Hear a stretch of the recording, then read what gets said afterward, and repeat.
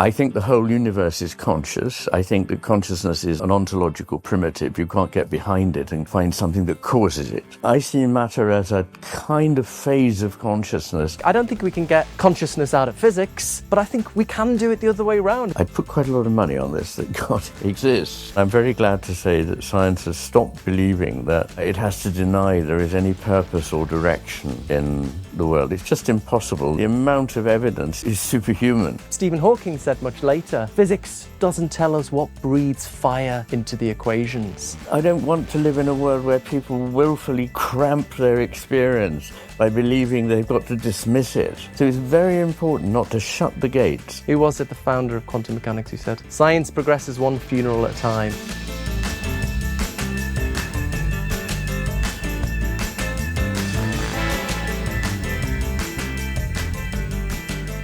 There are guests that we have because they are a little bit politically edgy and stimulating. There are people who are humorous or creative. There are all sorts of different people. And then occasionally there are guests that we have who have such sort of depths of insight and knowledge and have such big ideas that it's just an absolute joy to sit back and hear them speak. And I'm honoured that we've had Dr. Iain McGilchrist here before and that he has chosen to come back for a second time.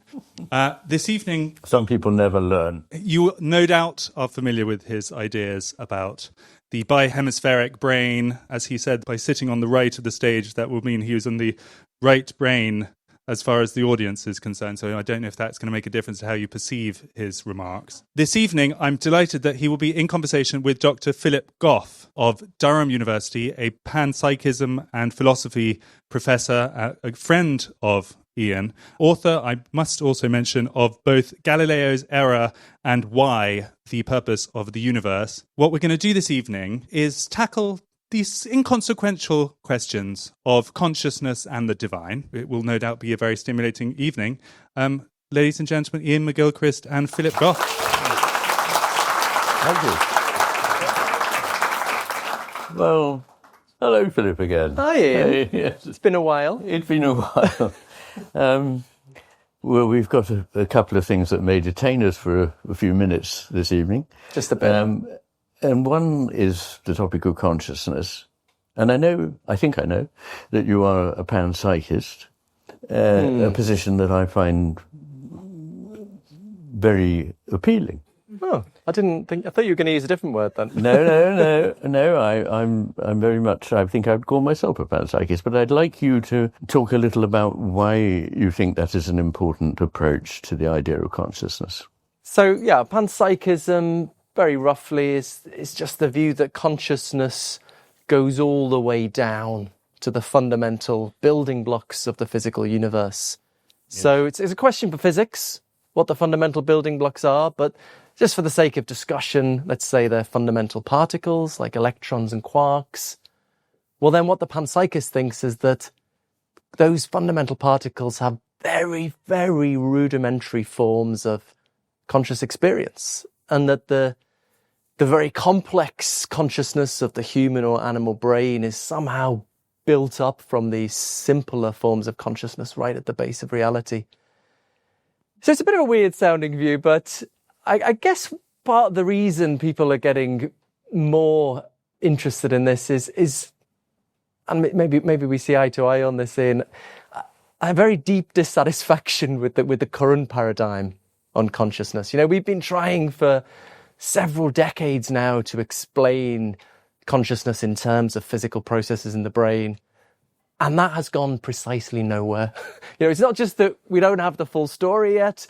We haven't managed to explain a single experience in terms of patterns of neural firings. And, you know, you might think, oh, we just need to do more brain scans. You know, we're not quite there. You know, it's always this kind of promissory note.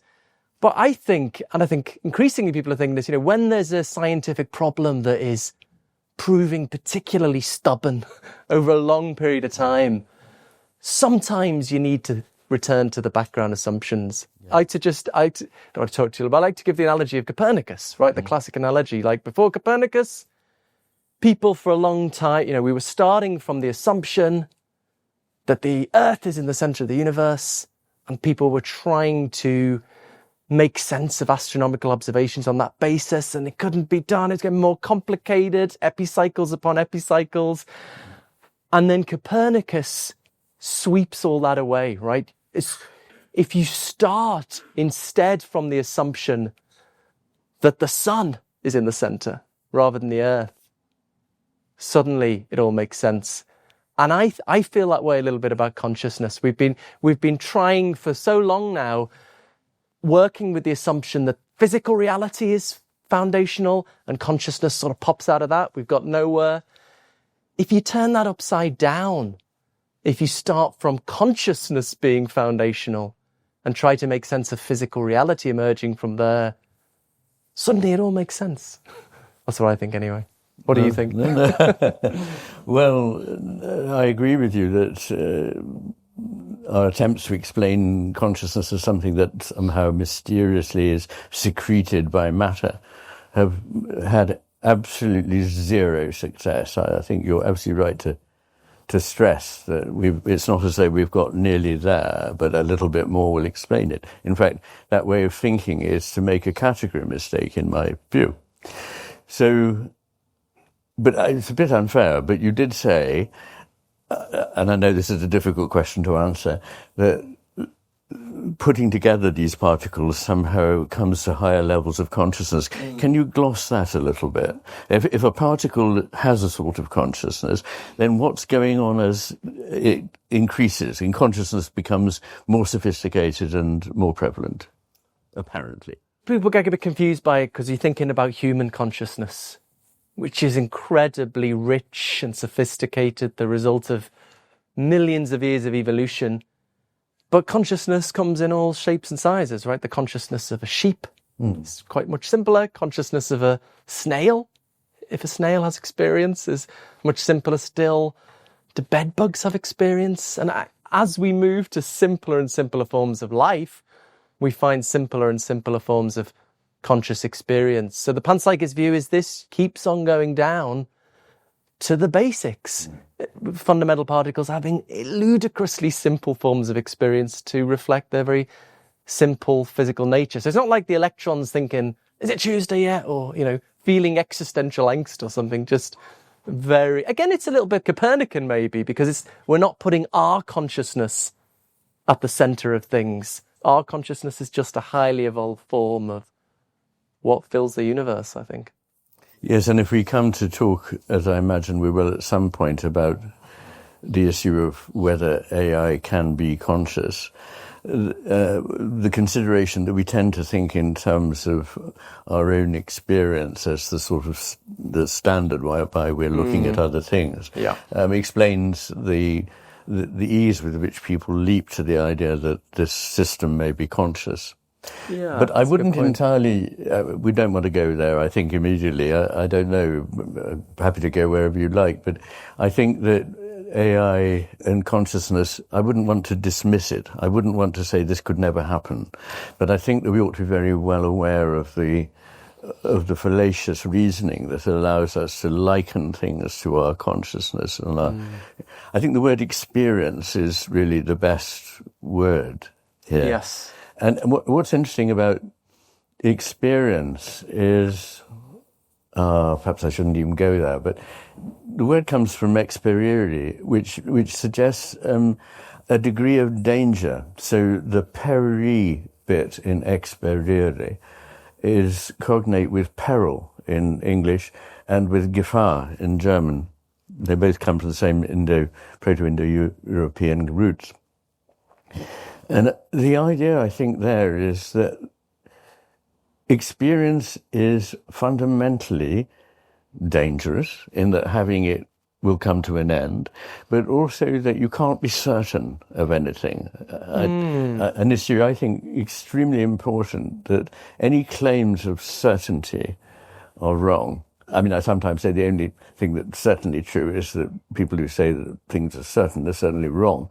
But in a way, I can't quite avoid this blanket term. But experience is something that is threaded through, and if one uses that instead of the word consciousness, maybe that helps. I totally agree. We're agreeing too much, aren't we? I think it's a bit of an unfortunate thing that we're stuck with this word consciousness, Because people always think of it as something very sophisticated, like awareness of your own existence. You can consciously reflect on your mortality or something. But I don't think a rabbit can do that. But I think a rabbit has experiences. It feels pain if you're cruel enough to stick a knife in it. It feels hot, it feels cold. This is what scientists and philosophers are interested in.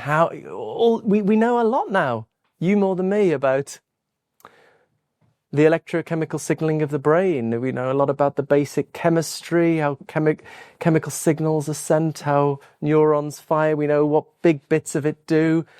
But where does experience come from? Nothing in the neuroscientific story of the brain seems to have anything to do with feelings and experiences. It's, if aliens came from another planet and looked in our brains, they wouldn't know if we're conscious just from the outside. No. In the way we struggle to know if fish are conscious. It's, I bet they are. I think they are. Yeah. But I think I think evidence conscious. The difficult thing is that we think we have to explain consciousness. It's different from accepting the existence of consciousness. Now, it does seem to me extraordinary that there are presumably intelligent people occupying university chairs in philosophy who actually deny the existence of consciousness. I mean, to do that at all, they have to have consciousness. And they say it's an illusion, but for it to be an illusion, it has to be an illusion in consciousness. That's what an illusion is. So I don't know what we think about that, but I think it is an extraordinary idea. And for me, the one that we ought to be concentrating on, rather like your Galilean inversion, is what the hell is matter? Why did we decide that it was primary? I mean, very obviously, no human being can deny having a knowing consciousness, but we don't really know what matter is. Nobody has ever seen or experienced matter. They've only had experiences in their consciousness of things that we describe as material. On the denying consciousness, I spent a week on a boat with Daniel Dennett once travelling around the Arctic. What did you do to deserve that? A Russian billionaire wanted to spend some money with a dozen philosophers going around the Arctic on a sailing ship. Yes. And that was a fun week. And I managed to persuade him he was wrong about something, actually. And it was lovely. But yeah, he'd kind of go back and forth. Sometimes he'd say it doesn't exist in his early, bolder moves. But then it was more sort of, we're radically wrong about what it is. Really, it's just behavioural functioning. Oh, gosh, yes. We're back to seeing it from the outside. Yeah, behaviourism. I thought we'd put. We that can behind. believe in consciousness as long as it's just about behaviour, what the brain is doing, what bits of the brain are doing. And my good friend Keith Frankish, who I do a podcast with, is of that opinion too. He just thinks so. We both think something's not right with the current paradigm, and especially you can go two ways. You can either say, well, that's because it doesn't exist. It's just like fairy dust or magic or something, or we have to add it to the scientific story. But, I mean, your second point fits right in with how the contemporary panpsychist community is thinking of this. We draw inspiration from very important work of Bertrand Russell from the 1920s. I think of Russell as the Darwin of consciousness, actually. I think he sort of sorted out all the mistakes. And so his central insight, which connects with what you were just saying, Iain, is that physics is just pure mathematical structure. Stephen Hawking said much later, physics doesn't tell us what breathes fire into the equations. Physics doesn't really care what's going on at the base of reality. As long as all it cares about is that there's the right mathematical structure. As long as it's got the right mathematical structure, you're going to get physics out of that. So the panpsychist exploits this. And our hypothesis is that what's at the base of reality are very simple conscious entities interacting in simple, predictable ways. Through their interactions, they make certain patterns, certain structures. And then their claim is those structures just are what we call physics. So we get physics out of this underlying story about consciousness. So I don't think we can get consciousness out of physics. Certainly, we've never had any success with that, but I think we can do it the other way around. We know that can be done. Bertrand Russell showed us how to do it. The only problem is it feels a bit weird, but I think that's just a cultural thing, who was it, the founder of quantum mechanics, who said, science progresses one funeral at a time. It's just, actually, the older generation, certain members of the philosophical community have got very, very angry at panpsychism being taken more seriously. It's just like, I've been teaching my students this is nonsense for 50 years. But yeah, something's going on. Despite which, actually, my impression, and you'd know better than I do, is that there are many people in academic philosophy who now do espouse panpsychism. It's become almost commonplace and not at all heretical. Absolutely. When I studied philosophy in the dying embers of the 20th century, you had two options on consciousness, right? Either you believed in the soul, it was non-physical, or it was just electrochemical signaling, right? They were your two options. And this is, in the last 10 or 15 years, has really opened up as I guess it's sort of like the Liberal Democrats of, maybe the Green Party is a bit more cool, isn't it? I don't know. But, this third option, I would say it's still the third option, but it's very much on the table and getting taken more and more seriously in neuroscience as well, with the integrated information theory. Is very close to panpsychism in some ways. So both because of this Bertrand Russell influence in philosophy, you're not too keen on IIT, partly because, like so many things that science does, it describes things at a more basic level that leave things out. And yes, the structure is fine. I don't quarrel with it. But it doesn't really help us get from information to experience. Oh, yeah. And this is a theory that effectively says that the subjective experience is identical with the objective observable phenomena. It's just in a very complex system. But why the complexity of a system would suddenly allow you to jump to an entirely different realm, I don't know. Well, unfortunately, I think I again agree with you.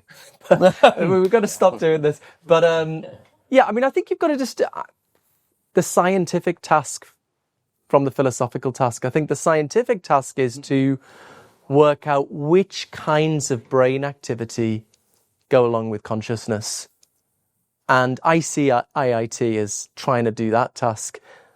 And then the philosophical task, well, why? Why does consciousness have anything to do with brain activity? But actually, there was a conference recently with the IIT people, and actually, I think you're closer to them than you think. I think sometimes maybe they're not.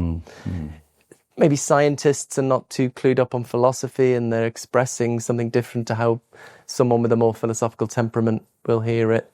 What about AI then? There's been, there's obviously such big discussions on this. I think future historians are going to look back at this moment something like how we look back in the printing press and the steam engine. I think this technology, for better or worse, is going to revolutionize the world we're living in. But there's maybe in these discussions, there may be less of a focus on these issues we're interested in the nature of the mind. And what do you think? Do you think there are connections? Well, I think there's certainly connections, but before coming on to the AI question, I think I want to make some reflections on the idea of complexity again, because it always strikes me as like a miracle. You get so complex and it's not conscious, and then suddenly you reach a stage where by a miracle there is consciousness. And I don't think this is likely, and there are various reasons why complexity in itself cannot be the cause of consciousness, because as we know there are 4 times as many neurons in the cerebellum as in the cerebrum, and they're not less connected. They have Purkinje neurons, which are some of the most lavishly ramified neurons in the brain, but the cerebellum cannot sustain consciousness. And you also have, this is familiar ground, hydranencephalic people. This is not the same as hydrocephalus. Hydranencephaly is a condition in which there is effectively no brain. So things stop at the top of the brain stem, which is really what the spinal cord becomes as it goes up towards what we think of as the brain. So there is nothing in the skull after the midbrain. The space is filled with fluid. And yet they're able to do many things that seem quite counterintuitive. They can see, they can differentiate faces, they can have friends, they can have favorite toys, they can appreciate music, but they don't have an auditory cortex or a visual cortex. So I think that's important because it shows us that it's not quite as simple as the idea of just lots of complex things. But it's something to do with the complexity, if you like. If you want to retain the idea of complexity, the way I would do it is by talking about a vast system as a whole, and ultimately the whole universe. I think the whole universe is conscious. I think that consciousness is an ontological primitive. You can't get behind it and find something that causes it. And that is in keeping with the traditions of many cultures, particularly in the East, that consciousness is something primary. But if you think about a stone as is it conscious or not, it's very difficult for us to imagine that it itself is conscious. But what would you say to this idea that it is part of a bigger system, a whole, which is conscious? And so we come to the idea that panpsychism can mean two things or both of them. Either that psyche is in everything or everything is in psyche. And my way of thinking of it is that everything is in psyche and partakes of its nature. And what matter is a form of psyche that provides two very important elements if the universe is to be creative. And I believe the simplest thing that you can observe about the universe, and we'd find it hard to disagree about, is that it is creative. And for that creativity, you need two things that matter gives: resistance and persistence. Without resistance, my thought can go anywhere, and there's no form or there's nothing to get purchase on. And without persistence, it comes and goes, but there is nothing that can take part in the unfolding of the panoply of the cosmos. So I see matter as a kind of phase of consciousness that is very important because of persistence and resistance. What do you feel about that? We've got to start disagreeing. Well, look, so I said at the very start of our discussion, it's a job for physicists to tell us what the fundamental things are. And we tend to think of them as particles, little billiard balls. But actually, many theoretical physicists are inclined to think that universe-wide fields are the fundamental things. Exactly. And if you combine that with panpsychism, we reach what's sometimes called cosmopsychism, that the fundamental thing is the conscious universe. This gets us on to perhaps the other thing I wanted to ask you about, namely God. So you might think this starts to sound a bit like the big guy. But you and I have both been thinking about the big guy a little bit recently, and which isn't incredibly popular in academic circles. But on the other hand, maybe the way we're thinking about God or the transcendent or whatever is a little bit different to the very traditional idea of God. So I'm finding that I'm pissing everyone off, actually. So I piss the traditional believers off because they say that's not the proper God. I piss the atheists off because they, you believe in it to start off with. So what do you think? Would you think of this if the universe is in some sense conscious, would that be God? Or is there any connection to God? Or are these just entirely different matters? No, I don't think they're entirely different matters. It's interesting you describe your experience of people getting pissed off too. Everybody hates because when I was writing The Matter with Things, which is an unconscionably long book, and I knew I was going to talk about the sacred, and I was having conversations with various philosophers who were reading the book as I was writing it, and they almost all said, but please don't include this chapter on the sacred. because you've done some good philosophical work here that deserves to be read. But if you talk about the sacred, nobody will take you seriously anymore. Anyway, I have a cussed streak in me, and I decided to do it anyway. And I expected to they said you get a little flack from atheists. I haven't had any flack from atheists. I've had flack from Christians who said, why did you not talk more about Christianity? And there's a sort of Christ-shaped hole in your account. Right. I can see what they're getting at. But two things. I particularly didn't want to appear to be proselytizing for a particular religion, although I happen to think that the mythos of Christianity is the most rich and deep mythos of any religion in the world. But I also didn't want to seem to be going towards a particular already conceived idea of God. The trouble with the word God is it comes up about 30 pages into the chapter called The Sense of the Sacred, because I didn't want people to be put off and go, oh God, he's a Godhead, you know. But I did want to take very seriously the idea of the divine. And maybe I can just say this briefly. You probably know that I have written a great deal about the difference between the two brain hemispheres.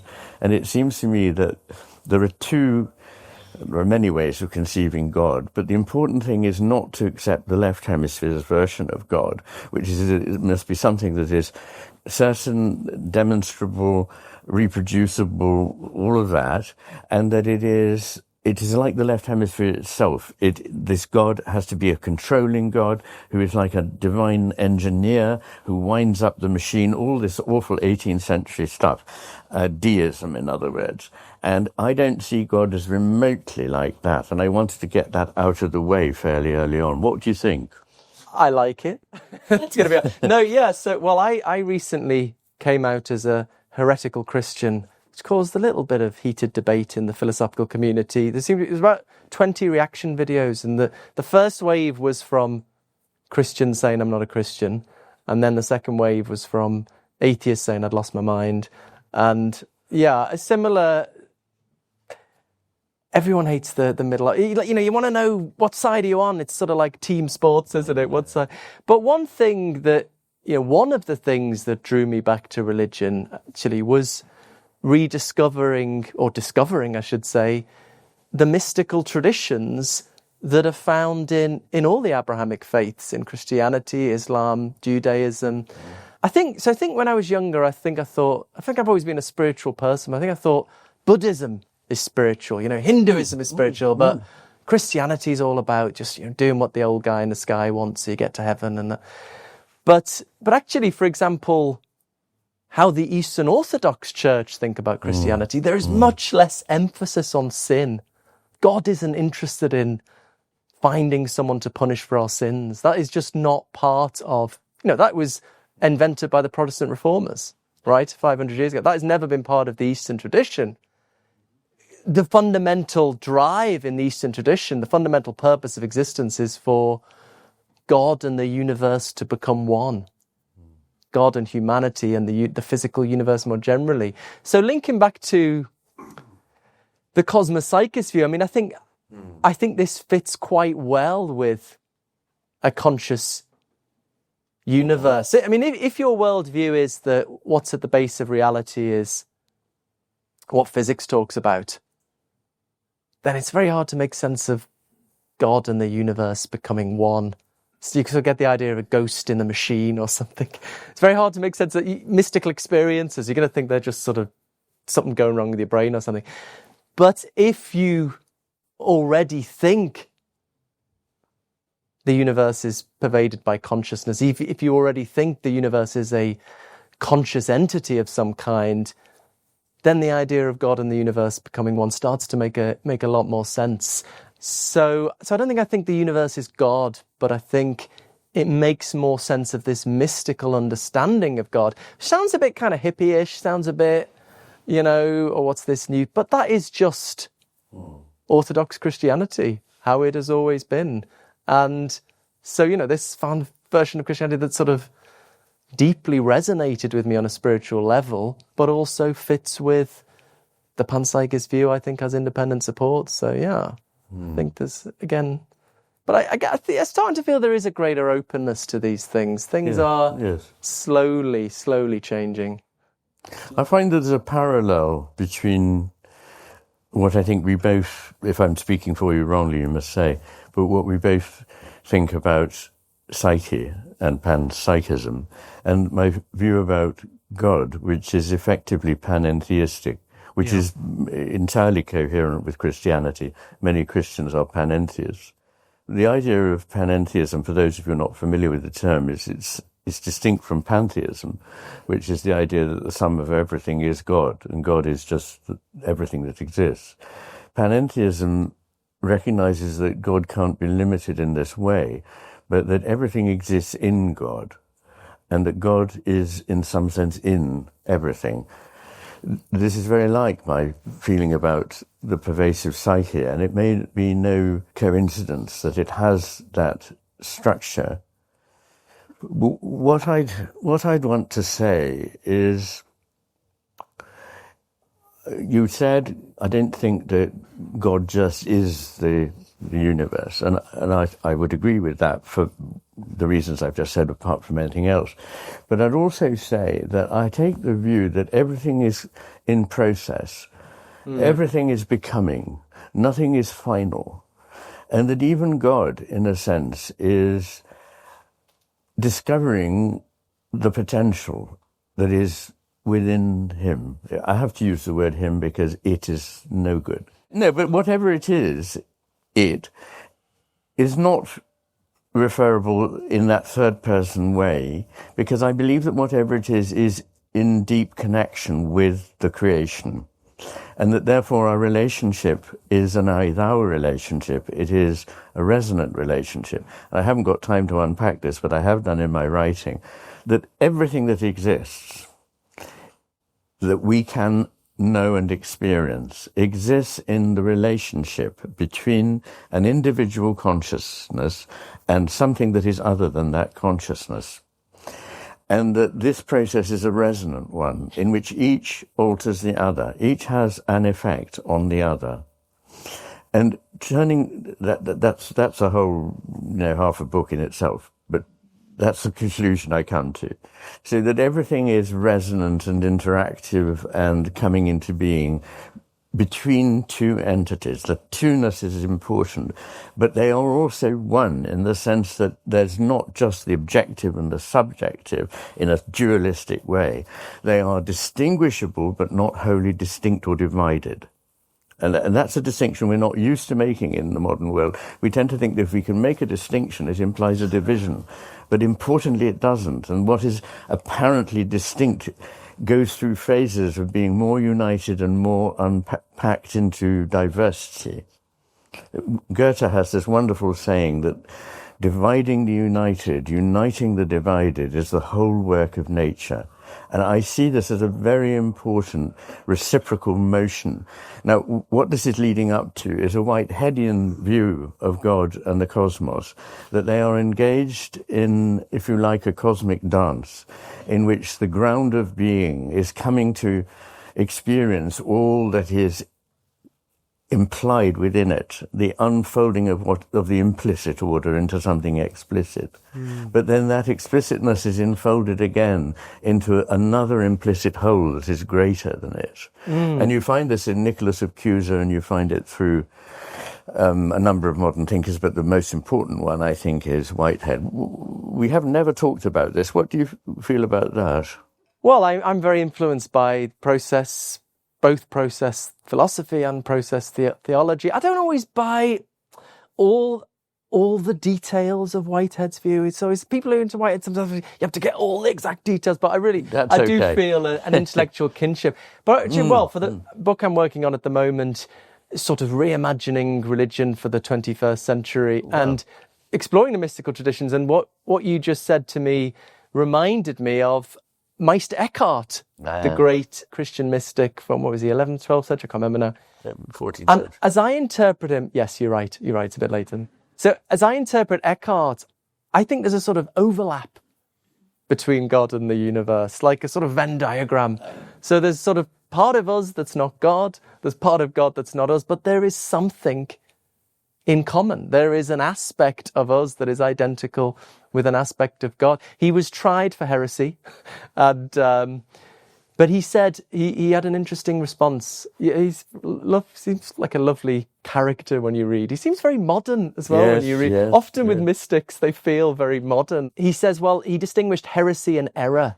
He said, heresy is willful, error is a mistake, and if you show me I'm in error, I will recant, so I can't be a heretic. He died before the trial was finished, but the Pope at the time said afterwards he was in error, so on that basis. But Ibn Arabi, so the Sufi mystic who, thought that ultimate reality, even Allah, is not God. Sounds a bit odd for a Muslim, but even Allah is our way of relating to ultimate reality. And he thought ultimate reality is, by definition, unknowable, because to know something is to make it the object of thought, to limit it, to qualify it. But ultimate reality is totally unknowable. So the panentheistic view does seem to make sense of some of these mystical things you get in all religions, but to find it in a Christian form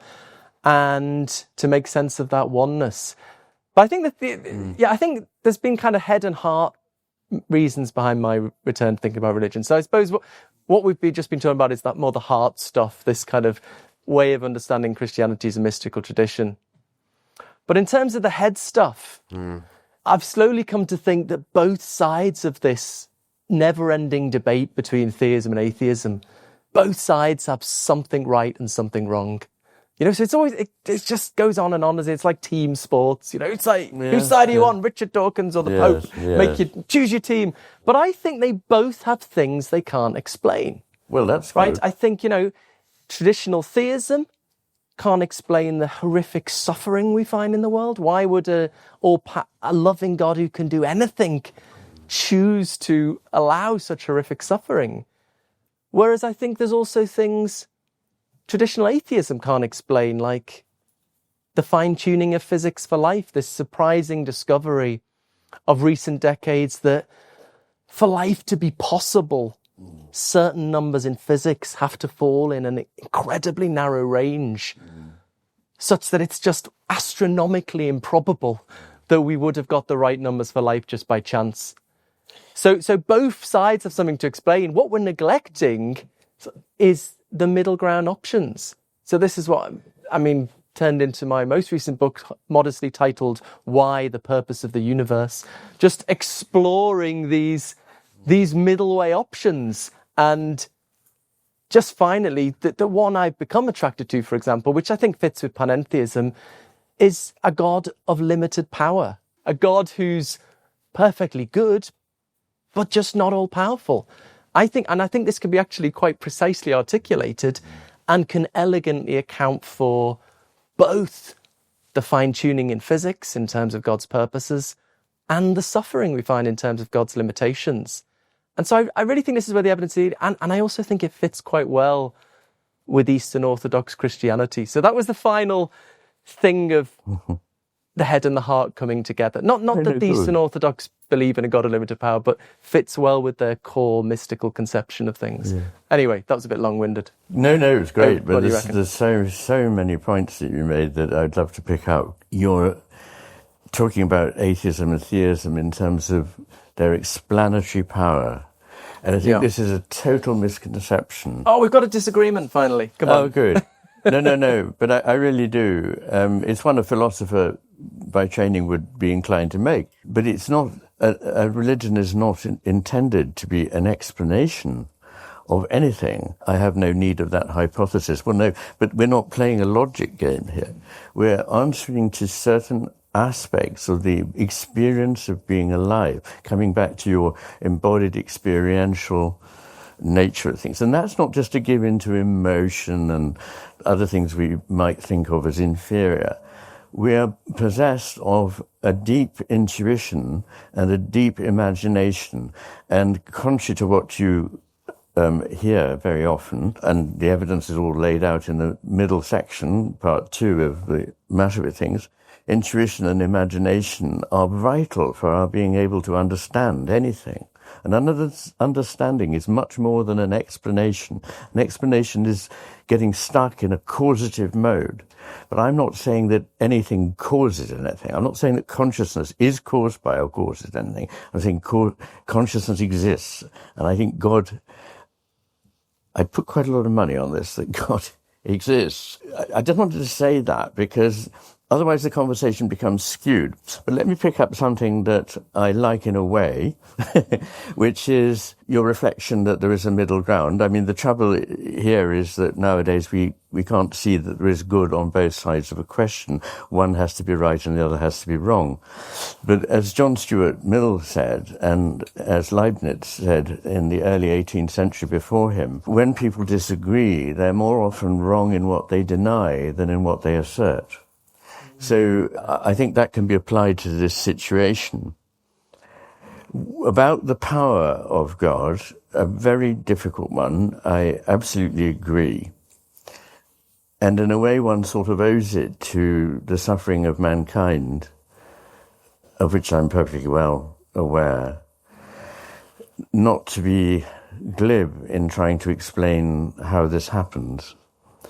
But I think there are two things to say about it. The first is to do with the nature of relation and love. And the second is to do with the way in which we think of pain and suffering. So the first of these, what I'm getting at is that if I believe God, whatever we want to call him, the ground of being, Allah, the Tao, Li, whatever, this thing that is universally recognized that somehow is foundational, has a relational nature, and I argue again in the Matter with Things that relations are primary to the relata. They are more fundamental than the things that are related. I know that sounds paradoxical, but if people want to ask me about that, I'll come back to it. But I do argue, and I think I'm fairly confident in my position, that the things we call things emerge out of a network of relationships which make those things what they are. Things don't exist in isolation. They are always what they are because of the context of everything else. Now, if the divine essence or ground of being, whatever it is, also has this relational nature and also is thought of as loving in that it brings into creation something that it wants to love. And that is a view that is very widespread across not just the Abrahamic traditions, but I think even Buddhists would say that whatever that fundamental essence of the cosmos is, that it has the nature of love. If that is the case, it must allow freedom to the object of its love. If you compel somebody to love you and don't give them the freedom to reject you, then that is not love. And so love is taking a risk. Do you notice that the word risk, I mentioned earlier in the case of experience, that experience is risky. And so I don't think even God knows exactly what the outcome will be, though I think he knows the nature of that outcome. I've talked with Rowan Williams about this, and I think that he is uncomfortable with my idea of God only in process. But I think in the case of God, and only in the case of God, it's possible to think of God as both in process and as something timeless and transcendent. So what this boils down to is that I don't think God knows the fine details of things, and I don't think God's going to intervene to stop you being run over in the street or much worse things happening. But what I do think is that there are tendencies. There are tendencies in the cosmos, tendencies in life, which draw us forward towards something rather than pushing us from behind mechanically. And those somethings are the images of goodness, beauty, and truth that draw people, if they're open to them, to lead a life which is fulfilling and beautiful, I think, in the eyes of God. So that's the way I would look at all that. I wouldn't want in any way to flippantly dismiss the problem of evil, which is a famous problem, but I think I'm prepared to accept that God has limitations to his power in the sense that he voluntarily limited his power in order to have a being that could be not just controlled by him, a true other.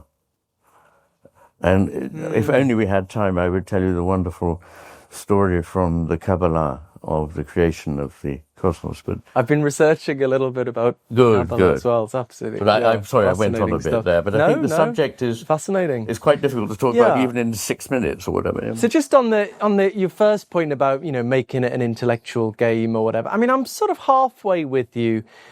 It's a modern corruption to think of faith as belief. Yes. There's evidence it's actually slightly a translation error. From when the Bible was first translated into English, belief had a sort of different meaning, was more closely related to commitment, engagement, and then it changes meaning to belieben, closely related to belieben, comes to mean a sort of intellectual hypothesis.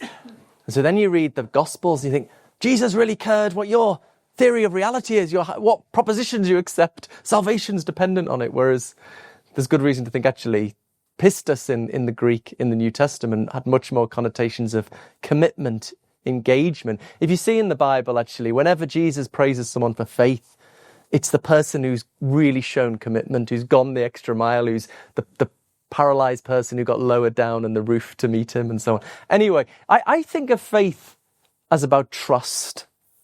I think it's about two forms of trust. I think it's about trusting your spiritual experiences, your sense of a greater reality at the root of things.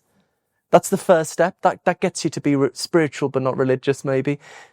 The second step is trusting a framework for interpreting those experiences, understanding them, telling you how to act on them.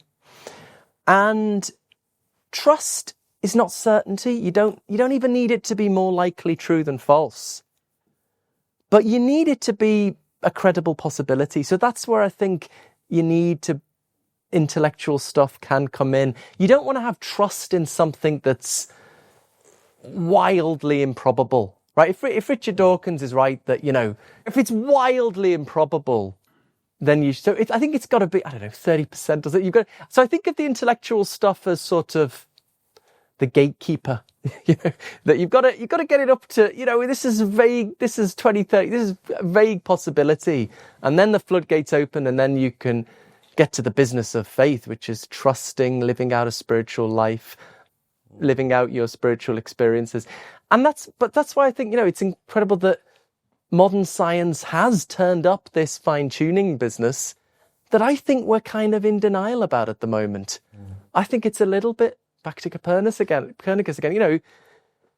People struggle to accept that new evidence that we weren't in the centre of the universe because it didn't fit with what they were used to. And nowadays we scoff at them and, those stupid religious people, why didn't they just follow the evidence? But every generation absorbs a worldview they can't see beyond. And I think future historians will look back. Just why did they ignore this fine-tuning stuff for so long? So I think you do have to engage a little bit with, is this vaguely probable? But suffering, I go so far with the kind of process stuff you're into and, God voluntarily not staying out the way a bit, giving us freedom. I don't think it does the full job, though. I mean, why would a God who can do anything bring us into existence through natural selection? This horrific process, survival of the fittest. Why would they create the North American shrew that paralyzes its prey and eats it alive over several days? What? This just makes no sense to me. So I go for the core of the Eastern Orthodox idea that God and the universe are becoming one. So I guess my conception of Christianity is God's on God's way. Phrases carefully to avoid any kind of pronouns. God's on the way to making a perfect universe, but God's just can't do it like that. The only way God can do it is make an okay universe and then start to bring it to perfection by becoming more intimately involved in it. And that's where the process kicks in. So yeah, I don't know. I think this makes sense of suffering. It makes sense of fine-tuning. It fits with mystical experiences, fits with panpsychism, which is obviously true. So yeah, I can't. So the reason I say heretical Christians, but I mean, there are lots of aspects of Christianity I don't accept. I don't believe in the virgin birth. I don't believe in an all-powerful God. I think the Bible clearly gets lots of stuff very wrong. And I'm very uncertain whether it's all true. But I do accept, I think where I've found my home is in the combination of the mysticism of the Eastern Orthodox Church and the liberal flexibility of the Anglican Church. I like that. So I think if it was just the liberal flexibility, that'd be a bit like, what's this emptiness? But I couldn't become a member of the Eastern Orthodox Church because I don't accept everything they say. I don't like not having women priests. Have to. So being a member of the Anglican Church, that flexibility, but having that core spiritual depths of the Eastern Orthodox Church in my understanding of Christianity, I was like, I've finally come home at the age of 45.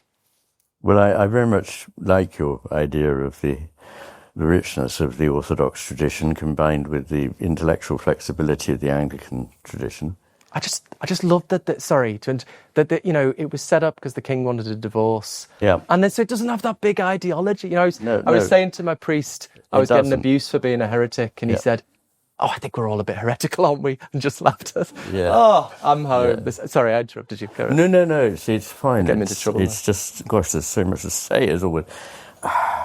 What I was thinking there is, first of all, don't get hung up on these beliefs, because there are different ways to understand belief. And you touched on it yourself. So I'm a bit surprised that you then said, well, I can't go along with this because I don't believe all these propositions. I often say the point about belief is it's not propositional, it's dispositional. And it's not about assenting to 8 impossible things before breakfast. It's about an attitude which is a trusting attitude, which, as you quite rightly say, is not just trusting any old thing that comes along, but having faith in something that calls to you and that has a reasonable feel. It is enticing. It is drawing. It is something that is pulling us.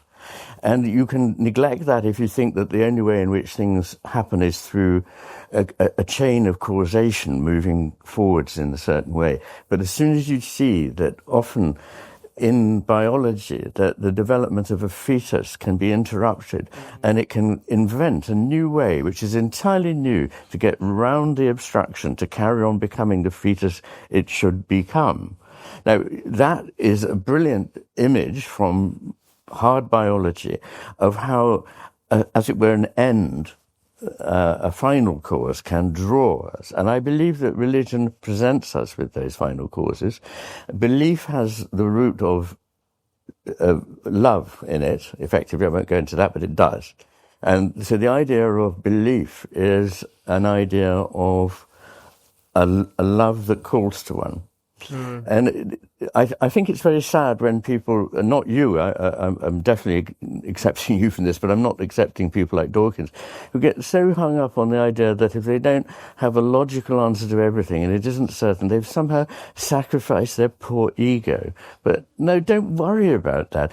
There are certain things you will only understand once you make a commitment. You can sit on the outside of it forever, you'll never understand it.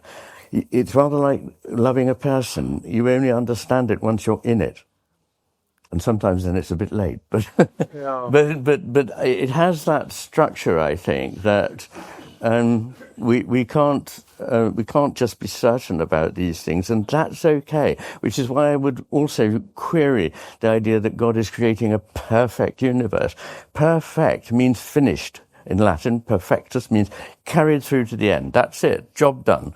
I don't believe that God is doing that at all. I think God is constantly in the process of discovering the incredible creative forces that are there and what they bring about in terms of adherence to goodness, beauty, and truth. And one last thing, because there are many others, but I just must say this. When you say, how could God have created a world in which all these terrible things happen? And that is a totally real issue, and I think only a person who was insensitive or thoughtless would think that it was a trivial matter.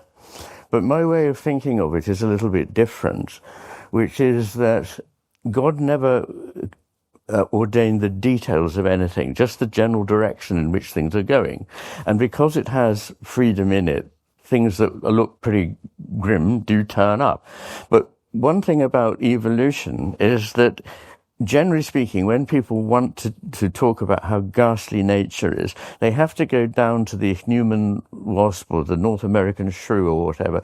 But generally speaking, as evolution has gone further, it has produced something rather more insightful into the nature of the universe, namely ourselves. And while we're capable of the greatest evil, it's quite true, that's because it's the other side of the same coin, that we're capable of great good.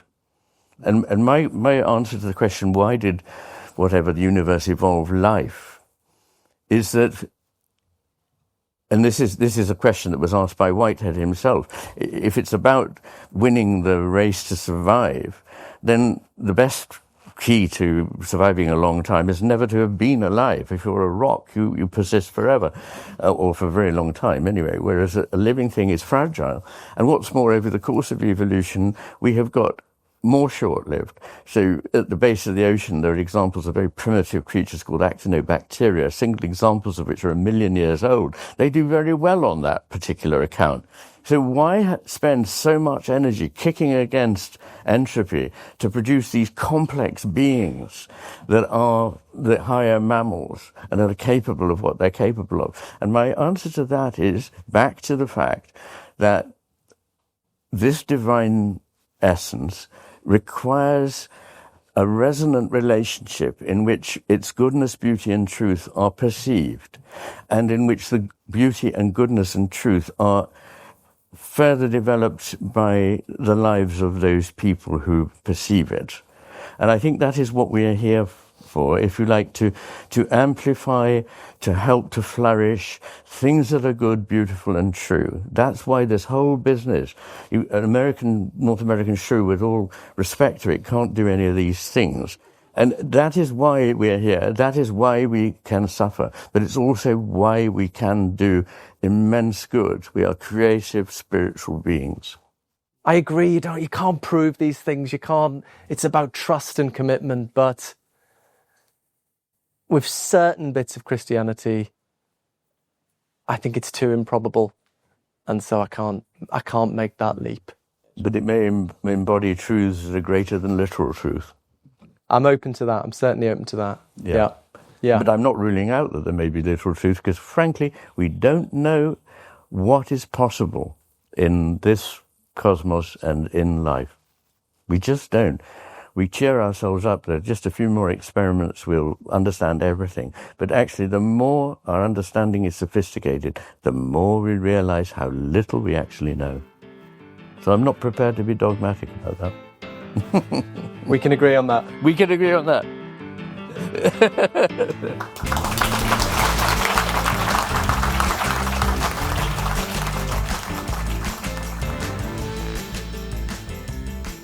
Is it implicit in what you say that the universe inexorably tends towards more goodness, beauty, and truth?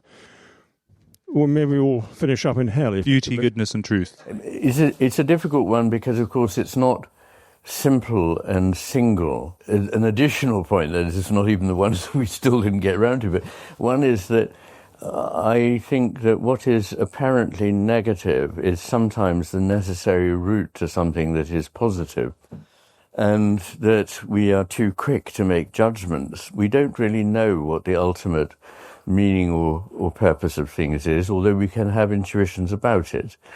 So I do think that if physicists are right that there was this big bang in which there was just this rather undifferentiated agglomeration, or not even that, because it hadn't been divided yet, which then developed into all the radiant complexity of the cosmos, then I would say certainly the cosmos seems to be creative. I don't think it's possible to deny that.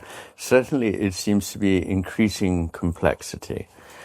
and that in the early stages there weren't obvious manifestations of what could be meant by either goodness, beauty, or truth, but that they have then developed their power and developed their meaning through evolution. And I suspect that there's no reason to imagine that we, as we are now in 2025, represent some final step on any path. Of course, things will go on and change, and what that is, excitingly, I can't predict. I don't believe in hell. No, I'm afraid that that's one of the parts of a certain kind of Christianity that I think is off-putting to many people. For people who don't know, the core of Eastern Orthodox Christianity, the core idea is that the purpose of existence is for God and us to become one. They call it theosis or divinization. Yeah. They think we're going to share, we're not going to become God, but we're going to share in God's form of existence. But then the thought is, there's a bit of a problem here. We're a bit different to God, right? Like, God is the sort of timeless, necessarily existent, ultimate source of everything that is and was and will be, and we're just sort of these kind of physical, time-bound things.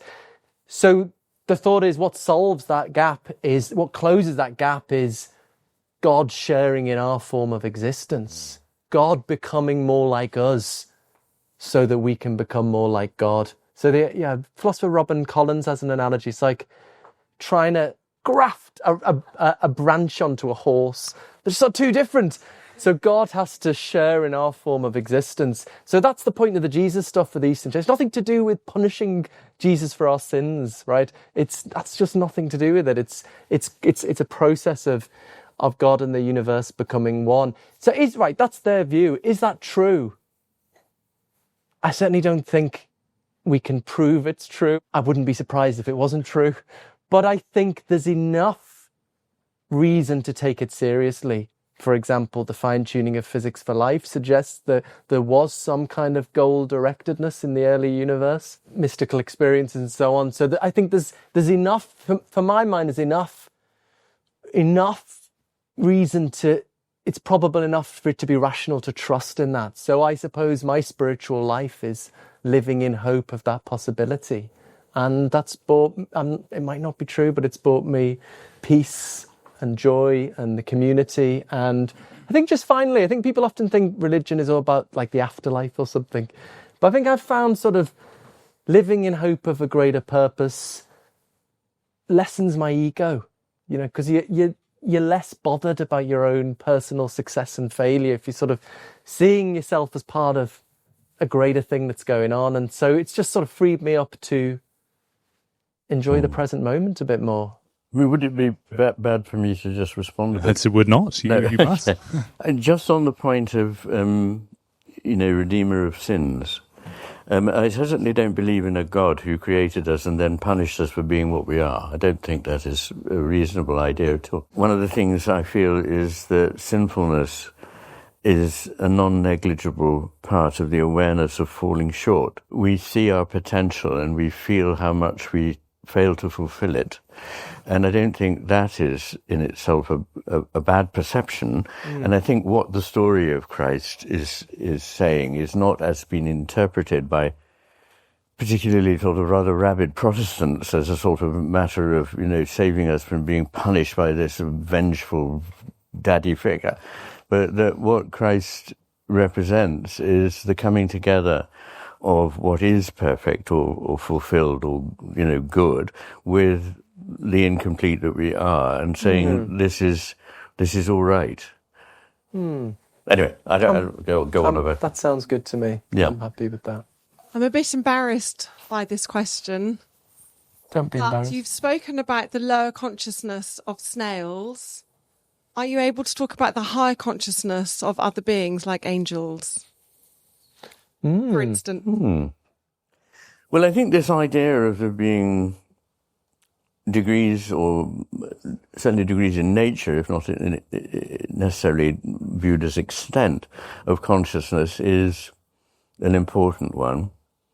And I, as I hinted in the answer to the other gentleman there, I don't think that we can see ourselves as the final point in anything at all. I mean, our human-centric views are prejudicial to understanding what's going on.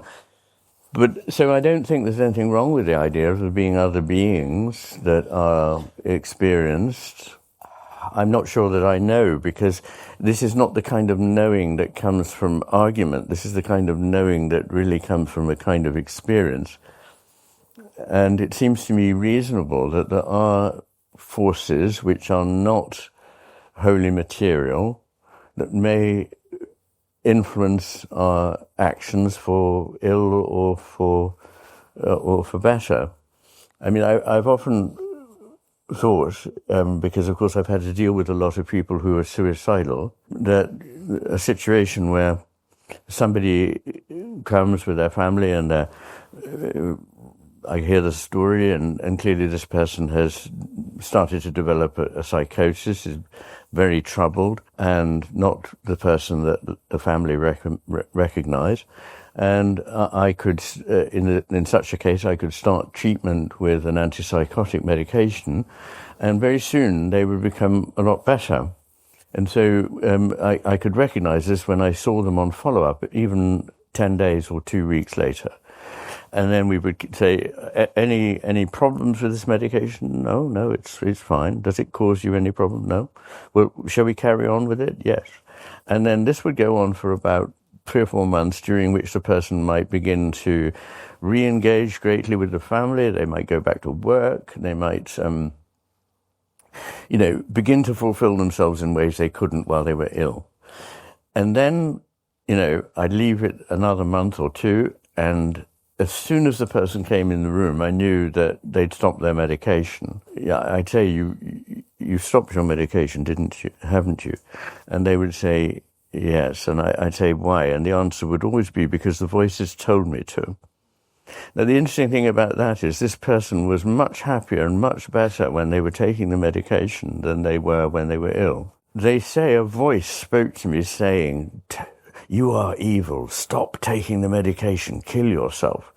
And they're not necessarily vastly disordered personalities. So where is this coming from? And nowadays we say it's to do with, dopamine receptors in parts of the brain and so forth, and their action or inaction. But a long time ago, people would have said, well, there was a demon sitting on my shoulder and it was saying to me all these destructive things.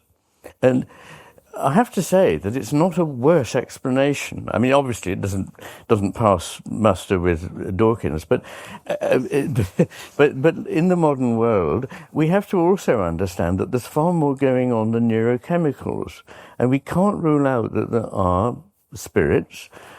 There are very sane people who are spirit healers who deal with cases of possession. Those cases have always been vetted by psychiatrists, and then there are priests who are able to cast out a spirit, and they cast out this spirit. And I've heard these people talk about their experiences, both the patients and the therapist, and they improve. So why should there not be good spirits as well?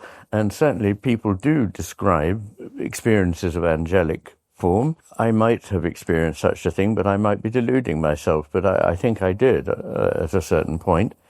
So I'm not one to have, out of the ordinary experiences, but possibly the experience of an angel with me was something I did experience.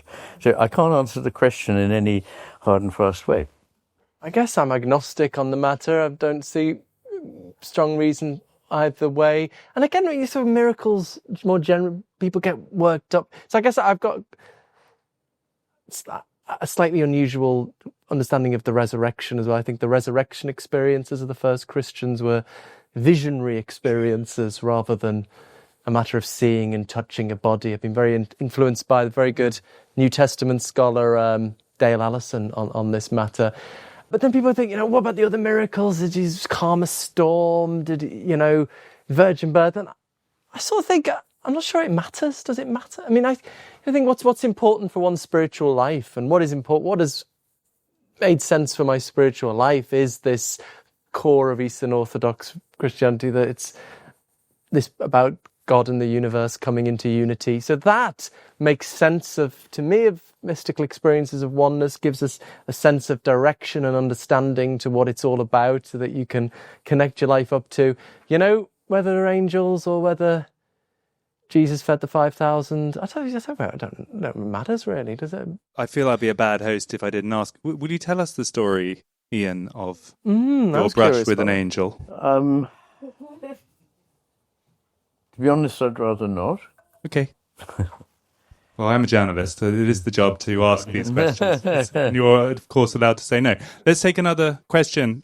How would you introduce the concept of personhood into discussions of relationship? I mean, I think this is something implicit in talking about the universe as psyche. How could we see this through the lens of personhood and seeing God as person, seeing ourselves as person, how that comes into the discussion? I keep coming back to Eastern Orthodox Christianity. There's something of the oneness that is found in all mystical traditions.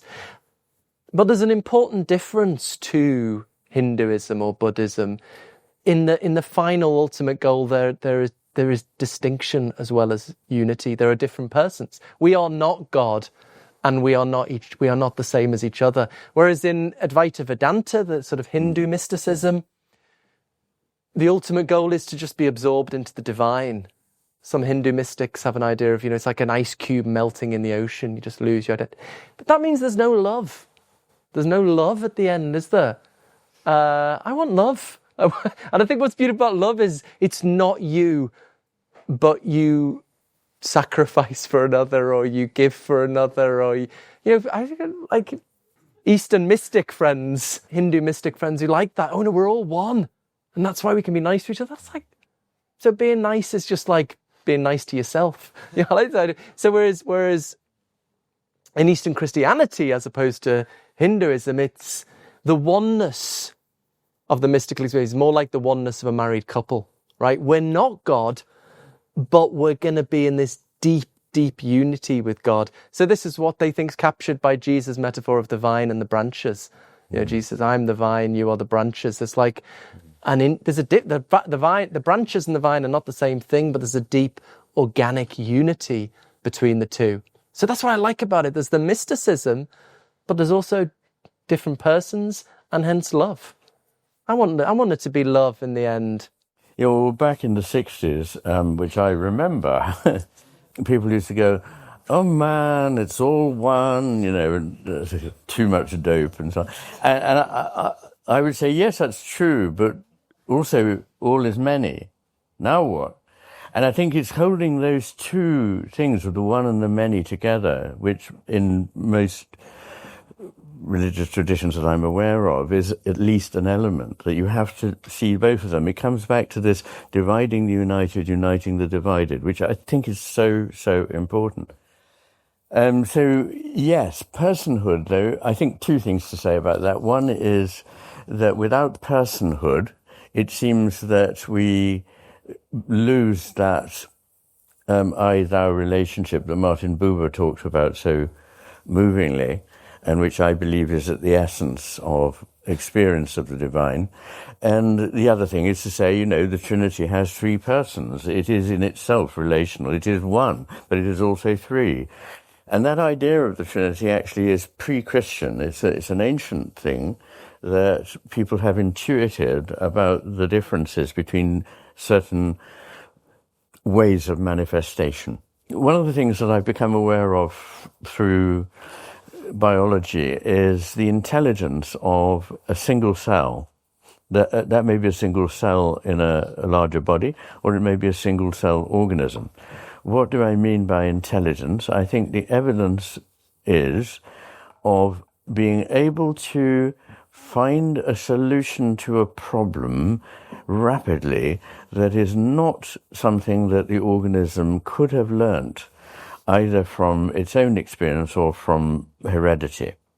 So things that are not, as it were, in the DNA, and now we know that almost nothing is in the DNA anyway, we have this situation in which a single cell needs to change its chemical consistency and produce an enzyme that will deal with an emergency. Now, according to the general view that we have to have random mutations for a few billion years, this can actually happen in 4 days.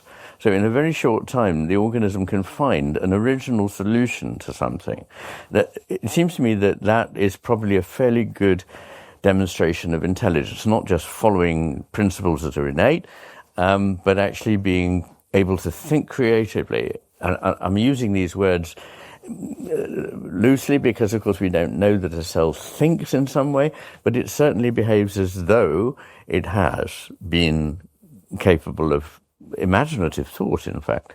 So if that is the case, is there not intelligence there is intelligence in what appear to be fairly simple structures, although I have to say that a single cell is an unbelievably complex structure that carries out tens of thousands of complexly interrelated reactions every second. But nonetheless, we think of it as just a constituent that can't have consciousness on its own, but it's part of a being, a system in which consciousness is all-pervasive, and so it doesn't seem unreasonable to attribute it.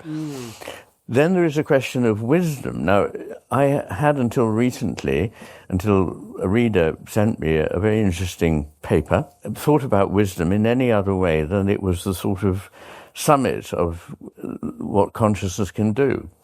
That it is the fruits of experience combined with imagination and reasoning that produces a picture that is more sophisticated than another person's vision would likely be.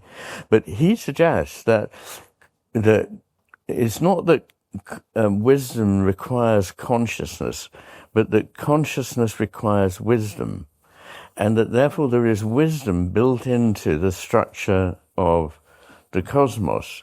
And his way of thinking about this is that faced with situations that would lead to the destruction or annihilation of a complex system, it will adapt and find ways to preserve structure even more sophisticated than it would have been before it was threatened at the edge of chaos. So this, obviously, most people are probably familiar with the idea of being on the edge of chaos, where there is structure, but there is also sufficient disorder for it not to be fossilized, but capable of evolution. But I think what I've understood him to be suggesting is that this is a kind of wisdom that is built into the structure of the cosmos, so that living systems, non-living systems, they all have this possible feature. Now, if that's right, it makes his way of thinking about it makes wisdom and intelligence somehow not the products of consciousness, but things that are furthered by having consciousness, so that the wisdom of a living organism is greater than the wisdom of an inanimate complex. It is an inversion again, and we both like inversions. I'm not sure I completely agree with it, but I'd just be very interested, Philip, in what you had to say about it. That's absolutely fascinating. I might have to reflect more before I have anything incredibly intelligent to say exactly on that. And I think the way you're making the connection to wisdom is also requires a bit more thought on my part. But sure, I suppose it could be. I mean, perhaps this is, some might argue this is, some sort of evidence of that there's purpose, what we call teleology, directedness in nature. I mean, the reason in my Why book I focused on the fine-tuning is because it's straightforward and it's uncontroversial physics. I find when I talk about this on what's now called X, people just deny it's science. And I've annoyed people by comparing it to climate change denial. Sort of like saying, people for ideological reasons, I think, are saying, no, there is this fine-tuning of physics. It's nonsense. This is uncontroversial physics. I second that. What you make of it is more controversial, and that gets more into my skill set, the nature of evidence and probability theory and stuff. And I sort of think our most straightforward way of understanding how evidence works by something called Bayes' theorem, it is evidence for goal directedness towards life in the early universe. And it's just like, no, we've ruled that out. But maybe there are more subtle. I'm open to the idea. It sort of gets beyond my skill set a bit the more it gets into the empirical details. I mean, there is this issue, the connection between intelligence and consciousness. And it's just annoys me that it's hugely neglected in the AI discussions, because there is a real debate about this among philosophers. So some philosophers think intelligence and understanding has nothing to do with consciousness. Right? Intelligence is just information processing, and, a non-conscious robot could be intelligent if it's, has the right information processing. Whereas consciousness is about sensory experience, seeing colour, hearing sound, feeling pain, etc. But I would break that. I don't accept that dichotomy. I think if I think about my conscious experience right now, I think my conceptual understanding is embodied in my experience. If I look at you, I don't just experience colours and shapes. I see a face, a person, a glass. What these are is part, or at least what I understand them to be, is part of the character of my experience. Or if you think of our experience of words, if I say, "Get out, the building's on fire," you don't just hear meaningless phonemes, you hear a meaningful statement. So I think conceptual human understanding is embodied in the way we experience the world. Now, how does this connect to AI? If that's right, then until we get artificial consciousness, AI isn't going to understand, have intelligence in the way a human being does. I don't see why we shouldn't get artificial consciousness. I don't think it's magical. But I think if we're going to get artificial consciousness, it's going to be something, it's not going to be like a large language model. It's going to be something more like an artificial living system. Like in the first instance, a bug. And then maybe in 5,000 years, we get something like a human being or something. You've been talking about mysticism, and mysticism seems to be so much about direct experience. Is it possible to therefore study mysticism or mystical experiences in a way that doesn't have to be filtered through a scientific lens or a philosophical thought lens? Well, I think that's the only way really to imagine that you could come to an understanding. I mean, once again, I think understanding is quite different from an explanation. There's nothing unreal about the experience of love, but there's nothing that you can talk about explaining it by chemicals and so on, but you're not really understanding what love is. I think that mystical experience is the true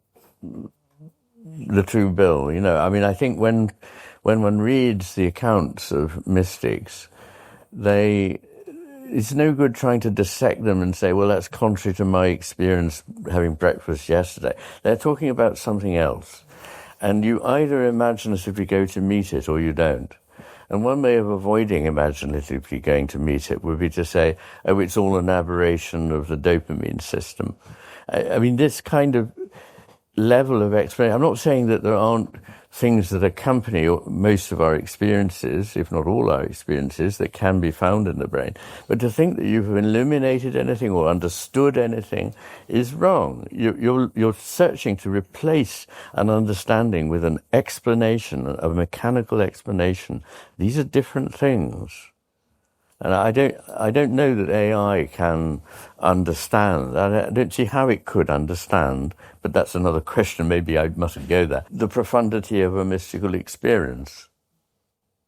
So, I mean, I'm sure people will try to... I mean, there's a lot now going on where people go into scanners and have experiences of various kinds, usually through meditating or chanting or whatever, and we look at the brain.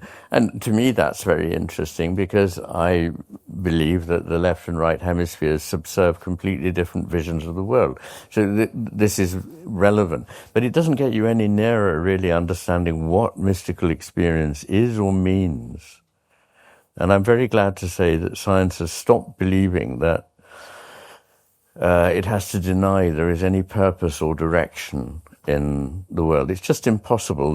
The amount of evidence is superhuman.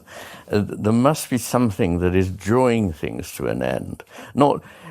dictating them in that way that a dictatorial God who understood everything would make all this happen, but that the thing is set up so that it draws certain conclusions.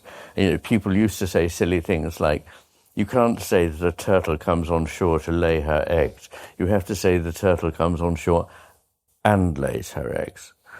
In other words, to take out of the equation the idea that there is any purpose. But anybody who's even seen a single-celled organism under a microscope exploring its environment and acting very rapidly and very intelligently, clearly it has purposes.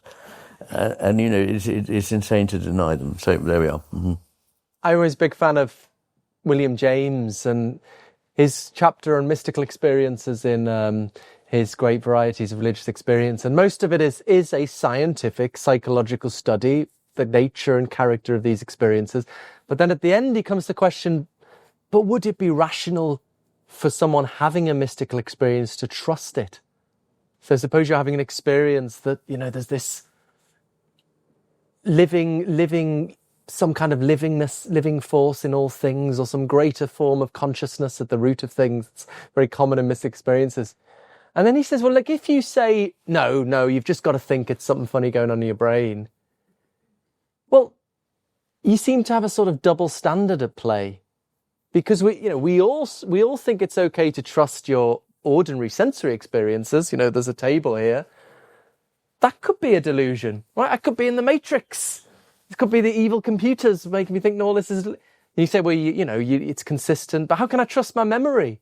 Maybe I was just created a second ago. And so I think all knowledge is rooted in a decision to trust what your experiences suggest. That is sadly, the human situation. And I think if you say it's okay to trust our ordinary sensory experiences, but it's not okay for the mystic to trust their mystical experiences, which often seems to them more real, even after they've had it, then what justifies that double standard? It's not all or nothing. Exactly. I'd never had a full-blown mystical experience, but I have, what's the expression for this? Numinous sort of hints of something, often the light at the end of the day or the first in the morning, I don't know, a sense of something. It could be just a delusion, or it could be something real, but it's okay, I think, to trust, to work with that, to engage with it in spiritual practice or whatever, full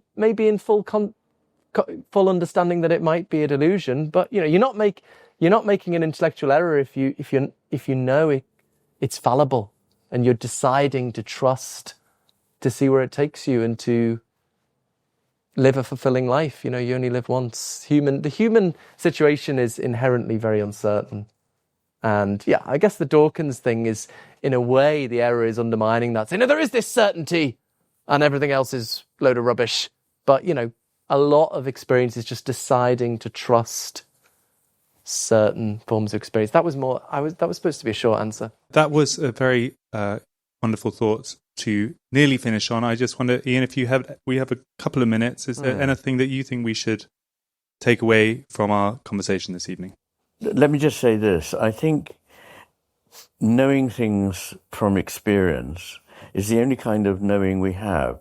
Even if the experience is working out an equation and so on, these are all things that we have followed. And there are different kinds of reason. There's reason which is a purely logical thing, and there's reason which is what is reasonable to believe here, which is taking into account 16, 20 different things that go to feed this experience, context, so on and so forth. And in languages other than English, certainly in Greek and Latin and German, there are different words for these kinds of reason. Unfortunately, we only have the one. But I tend to contrast reason with rationality. But it is entirely unreasonable to dismiss things simply because your rationality doesn't encompass them. It's your choice. But what you are doing is willfully limiting what you can experience. Because, to come back to this again, it's like learning to swim. You can't sit on the bank with a book and say, I'm not getting in the water until I've learned how to swim. You have to get into the water in order to find out what swimming even means. And so I don't want to live in a world where people willfully cramp their experience by believing they've got to dismiss it. I think this is the way our system works in the West, is that we bring people up to... Children actually have a lot of intuitions of things that they're told are not right because they're lies.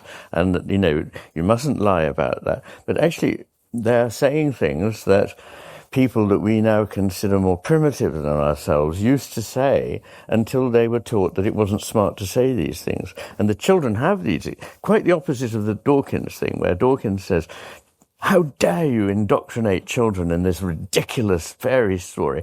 This is, you know, they would never think these things. The evidence is clear, and the evidence is the exact opposite, that these children naturally, intuitively speak of what we would call godly or divine or otherworldly things, and as they get older, it's beaten out of them. I mean, not these days, fortunately, literally, but they learn that it's not smart to say these things. And if you cease to attend and deny the existence of things, fairly soon you will not be able to see them. So it's very important not to shut the gates. And of course, nothing is certain, but once again, certainty is not the criterion for believing something. Ladies and gentlemen, to gather in a room on a Wednesday night and ask questions of such cosmic enormity in the space of 2 hours obviously will not reach a final conclusion. And yet I personally feel to try is cosmically important. And to do so in the company of such brilliant people as we've been with this evening has been a wonderful experience. So please thank Iain McGilchrist and Philip Goff.